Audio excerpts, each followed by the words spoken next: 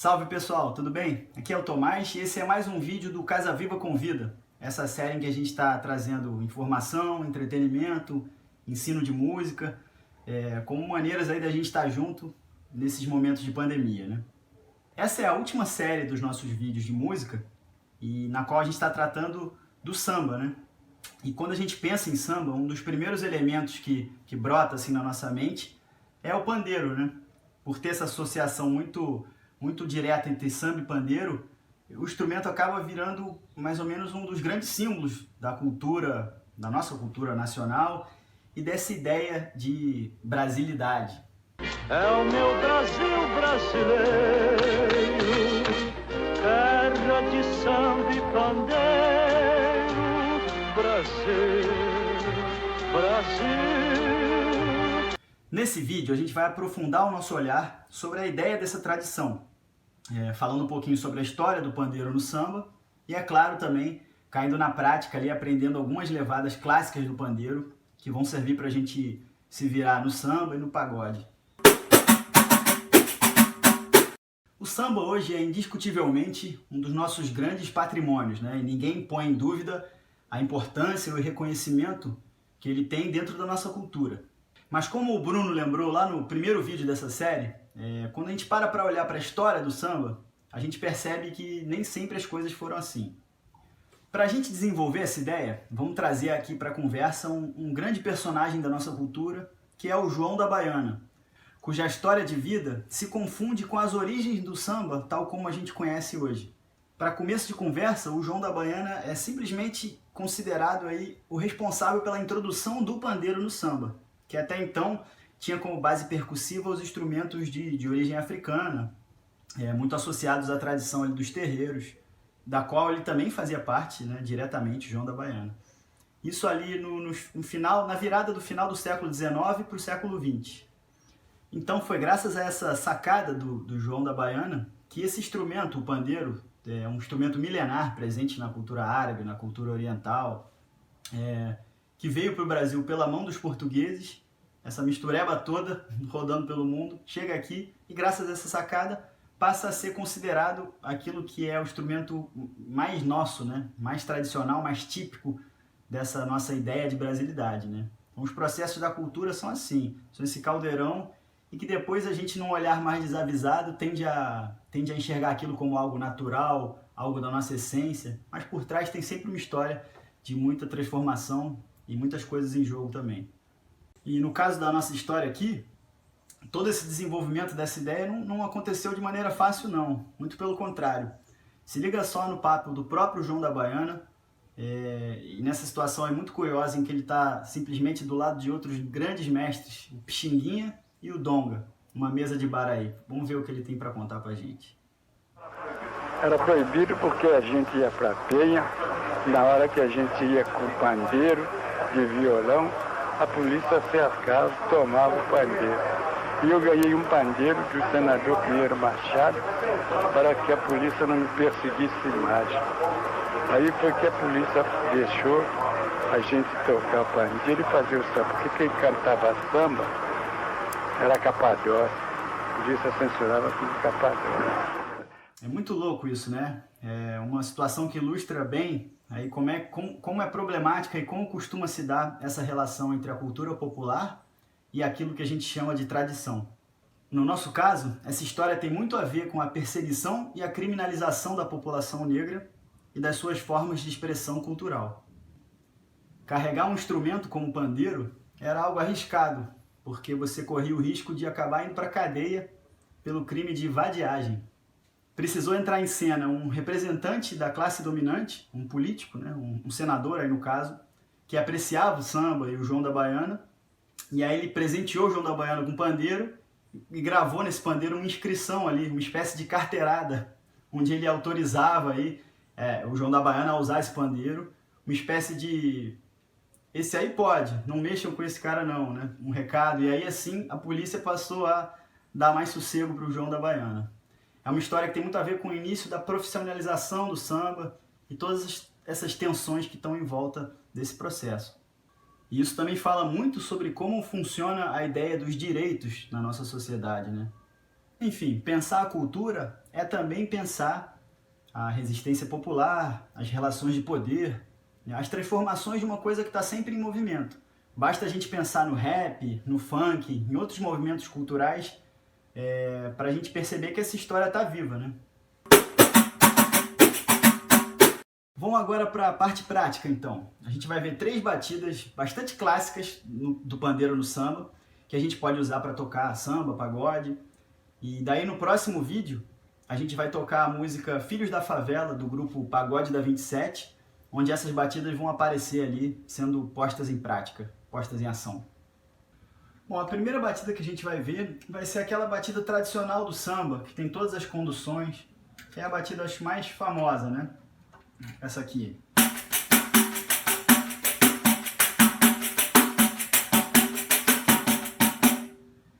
Vamos parar para pensar como é que ela funciona aqui. Vamos lá, para começar, vamos pensar na subdivisão que vai rolar aqui. A gente está pensando em 2 tempos e cada um desses tempos vai ser dividido em 4 partes iguais. E essas partes vão ser os seguintes toques: dedão, ponta, base e ponta de novo. 4 toques. 1, 2, 3, 4. 1, 2, 3, 4.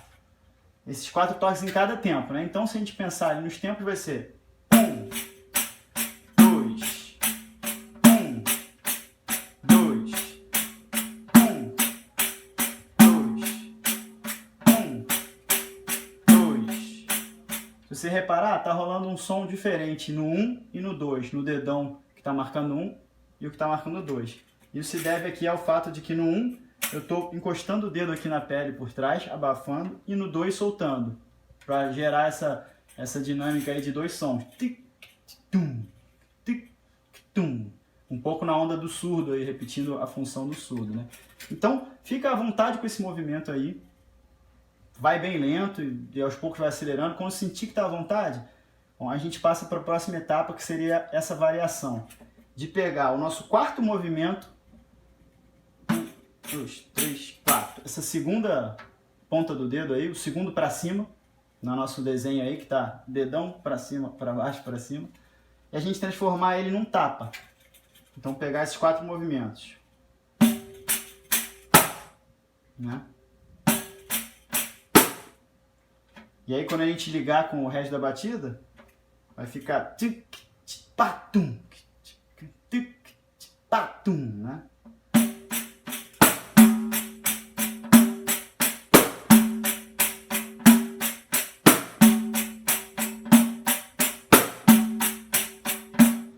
Beleza. Quando ficar à vontade com isso, o próximo passo, que seria no 4º movimento do segundo tempo, a gente, ao invés de botar o tapa, botar outro dedão. Então ficaria...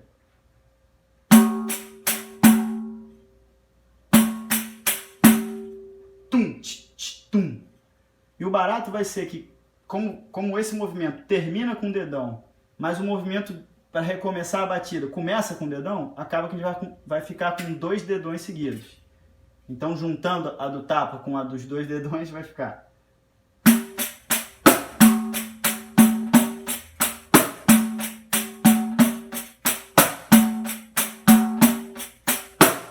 Uma outra variação que a gente pode pensar para esse segundo tempo é só acrescentar um dedão a mais, mas que você vai ver que faz maior diferença. É no segundo tempo que a gente tinha o dedão para cima, para baixo, dedão, a gente botar mais um dedão nesse segundo movimento. Então seria agora tum, tum, tch, tum. Só que como esse final vai emendar naquele início de novo, então vai ser tum, tum, tch, tum, tum, tá, tum, tch, tum, tum, tá, tum, tum, tch, tum, tum. Agora...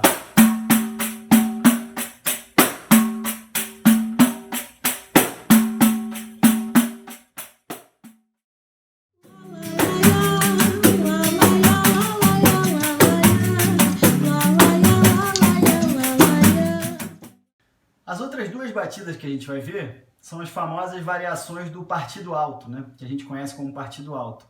Normalmente elas são tocadas até ao mesmo tempo, com 2 pandeiros e tal, porque uma tem um jogo de complementar a outra. A primeira que a gente vai ver é aquela que tem muito a ver com a sonoridade da cuíca, com a linha que é tradicional que a cuíca faz.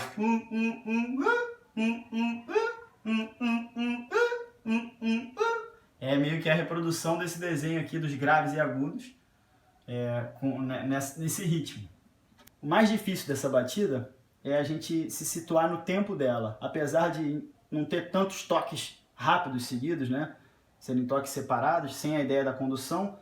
O tempo de entrada dela é difícil, porque ela entra como se fosse no nosso segundo movimento ali, se a gente pensar na levada tradicional do pandeiro, né? A segunda subdivisão do tempo. Então, o que seria o nosso 1, 2, 3, 4? Entraria nesse 2. 1, pá, 1, pá, 1, pá. Esse é o ponto mais difícil para a gente se situar. Depois ela fica um pouquinho mais retinha e no final complica de novo. Então seria, ó, 1, 2, 1, 2, 1, pá, 2, pá, 1, pá, pá, pá. A gente pode também colocar umas variaçõezinhas nela. A primeira delas seria a gente colocar um segundo tapa antes de entrar o primeiro dedão. Então,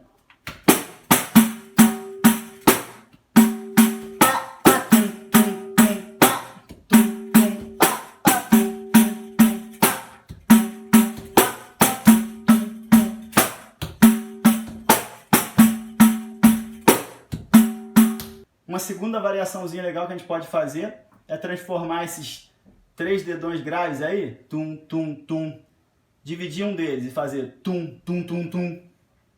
Então, 1, 2, 1, 2, 1.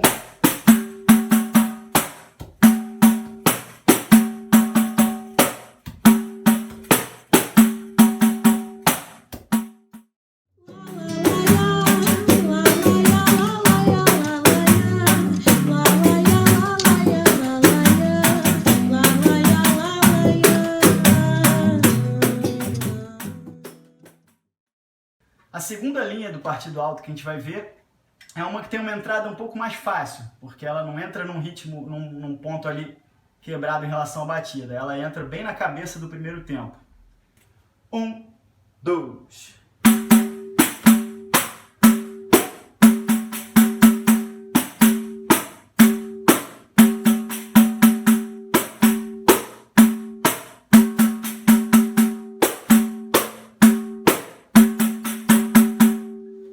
É comum a gente se perder nessa ali, onde está o recomeço da batida, né?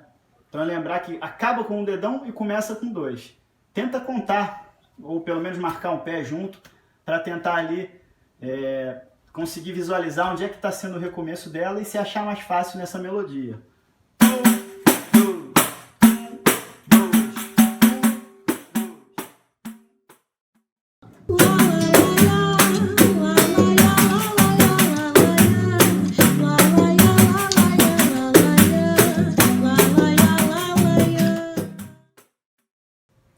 É isso, pessoal. Espero que vocês tenham gostado.